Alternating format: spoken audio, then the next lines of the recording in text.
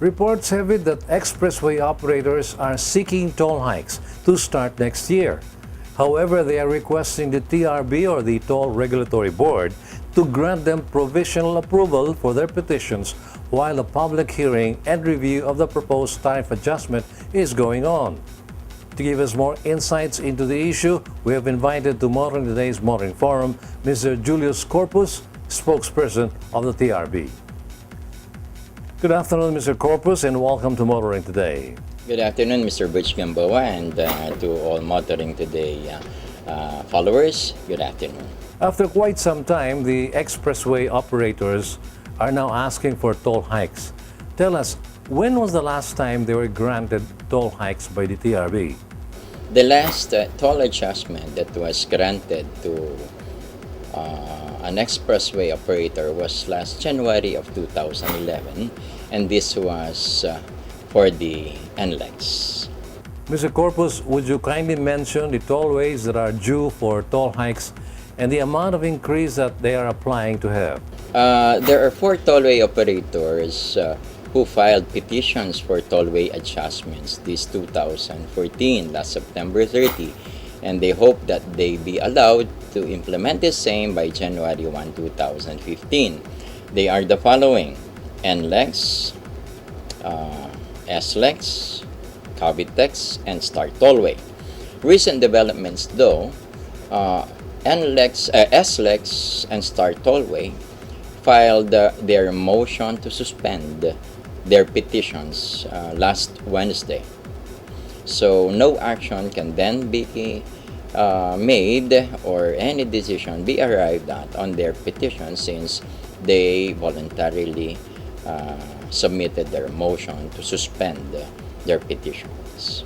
Well, the issue is not really the toll increase, but they request for the TRB to grant provisional approval of these toll hikes while the long process of having it approved goes on.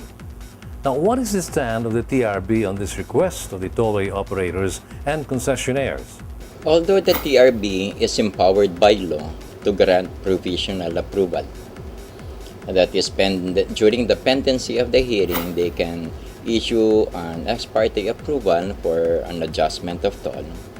The provisional approval is only granted by the TRB in extremely urgent situations. There are many things that needs to be complied with by the operator who filed the petition for a provisional grant before such can be issued by the board. This matter, the board will have to review and discuss among themselves on whether or not to grant or not to grant the request for a provisional approval. I understand there is a bond that is needed to be posted in the event that the proposed increase is not granted to them.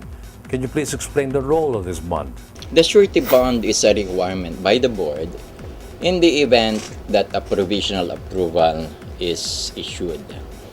It is a surety, or to give assurance that in the event the provisionally approved rates are proven to be partly or wholly not justified.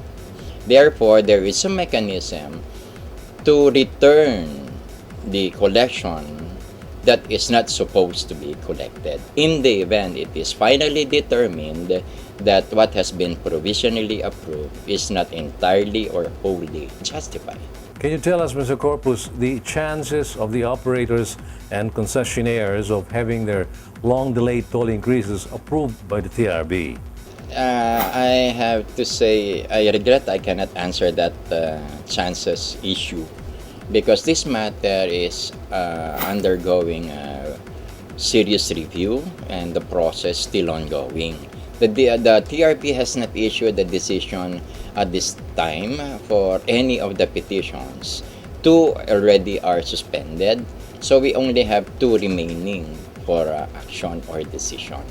The board will come up with its decision at the appropriate time, whether to grant or not to grant, whether to say yes or deny the petitions that are going to be heard or going to be processed and reviewed by TRB.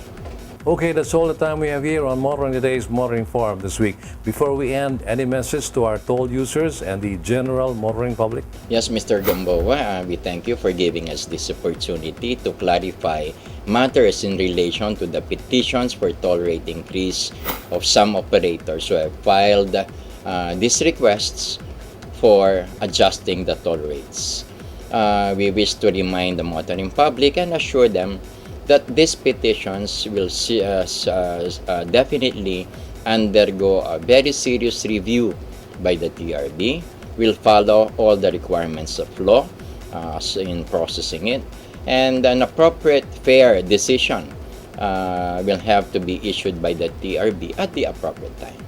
Thank you, Julius. Thank you very much. Good afternoon.